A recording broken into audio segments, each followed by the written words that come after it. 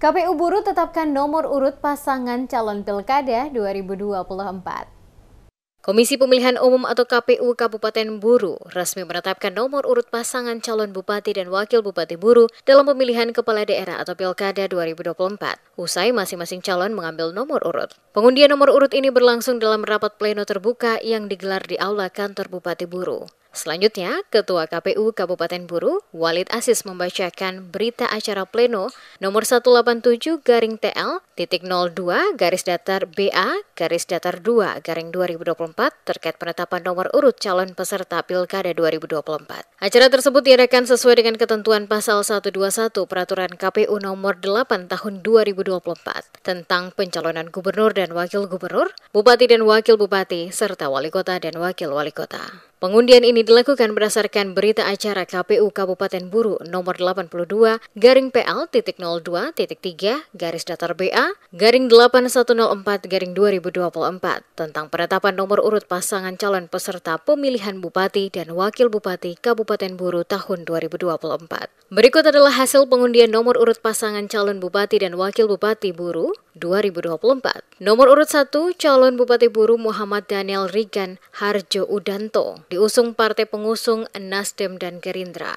Nomor urut 2, pasangan Ikram Umasugi Sudarmo, diusung PKB, PAN, dan PKS. Sementara paslon urut 3, Asis Hentihu Gadis Siti Nadia Umasugi, dengan diusung P3, Golkar, dan PDIP. Paslon urut 4, Amus Besan Hamsa Buton, diusung Perindo, Demokrat, Hanura, dan PBB. Ketua KPU Kabupaten Buru, Walid Aziz mengatakan, usai melaksanakan pleno penetapan nomor urut pasangan calon Bupati dan Wakil Bupati Buru tahun 2024, selanjutnya akan diadakan deklarasi kampanye damai.